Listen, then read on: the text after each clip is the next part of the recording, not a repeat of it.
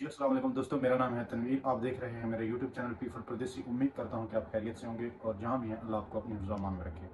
दोस्तों, मैं इस टॉपिक पर पहले भी काफ़ी दफ़ा बात कर चुका हूं, लेकिन वो वीडियो के अंदर पार्ट हैं और एक एक दो दो मिनट की पार्ट हैं जिसके अंदर मैंने ये इस टॉपिक के ऊपर बात की है। मगर फिर भी जो है वो मेरे दोस्त मेरे भाई कुछ सवाल करते हैं कि भाई ओमान का विज़िट कैसे मिलेगा, क्या प्रोसेस है इसका और कैसे हासिल किया जा सकता है।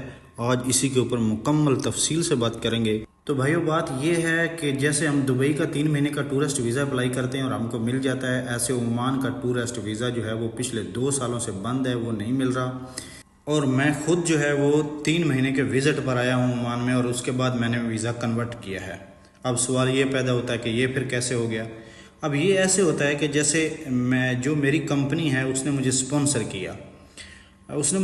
किया 3 महीने का, और उसके बाद मैं ट्रैवल करके यहाँ पर आ गया और उसके बाद मैंने वीज़ा 2 साल का जो है उसमें कन्वर्ट कर लिया। ऐसे ही कोई कंपनी आपको अप्रोच करती है या फिर आपको, अगर आपका कोई रिश्तेदार है उसकी यहाँ पर कोई कंपनी है, कोई बिज़नेस है, वो आपको स्पॉन्सर कर सकता है, कोई कंपनी आपको स्पॉन्सर कर सकती है। इस तरह से जो है वो आप कोई आपको स्पॉन्सर करे तो आप जो है वो 3 महीने का विज़िट यहाँ पर लेके आ सकते हैं। अदरवाइज़ जो है वो टूरिस्ट वीज़ा जो है वो बंद है। अब दोस्तों, पहले इस बात को क्लियर करते हैं कि ये बंद क्यों है, और उसके बाद मैं आपको बताऊंगा कि 2 रास्ते और हैं जो आप इस्तेमाल करके विज़िट वीज़ा हासिल कर सकते हैं। तो मेरे भाइयों, विज़िट वीज़े बंद इसलिए हैं क्योंकि लोग यहाँ पर आते हैं विज़िट पर और वीज़ा लगवाते कोई नहीं है, और उसके बाद जो है वो स्लिप हो जाते हैं, वीज़ा एक्सपायर कर लेते हैं, या फिर किसी तरह से भी अरबाब से झगड़ा हो जाता है, या फिर बहुत से मामलात जो हैं वो गड़बड़ हो जाते हैं। उसके बाद जो है वो वीज़ा एक्सपायर हो जाता है। तो कुछ हालात ऐसे पैदा हो जाते हैं कि मतलब जो है वो हुकूमत को ये एक्शन लेना पड़ा और उन्होंने जो है वो विज़िट बंद कर दिए। तो 3-4 महीने पहले मैंने एक दोस्त का वीज़ा लेना था जो कि मेरा अजीज़ था। तो मैं टाइपिंग सेंटर पर गया और उसको मैंने कहा कि भाई मुझे एक विज़िट चाहिए। तो उसने कहा कि मैंने उसे कहा कि मुझे एक भाई का विज़िट चाहिए जो कि मेरा सगा भाई है। तो उसने कहा अगर आपका सगा भाई है तो आपको जो है वो 25 रियल पे करने पड़ेंगे और आपको जो है विज़िट मिल जाएगा 3 महीने का। और अगर आपका कज़न है या फिर दूसरे दूर से कोई रिश्तेदार है तो आपको जो है वो अरबाब को लेके आना पड़ेगा, और अरबाब जो है वो रिस्पॉन्सिबिलिटी उठाएगा।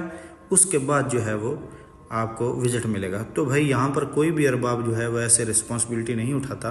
कोई 100 में से एक हो जो मतलब ऐसे भला कर दे, वरना लोग जो हैं वो अपने काम से काम रखते हैं। तो ये जो है वो फिर प्रोसेस मेरे लिए मुश्किल हो गया, जिसके बाद मैंने जो है वो एक ट्रैवल एजेंसी से फिर वीज़ा गेट किया जो कि मुझे काफ़ी महंगा पड़ा था, तकरीबन पाकिस्तानी 1,70,000 रुपये में। ठीक है, तो वो भी मैंने अपनी जो है वो वहाँ पर गारंटी दी कि बंदा जो है वो आगे पीछे नहीं होगा, तब जाके मुझे वो वीज़ा मिला।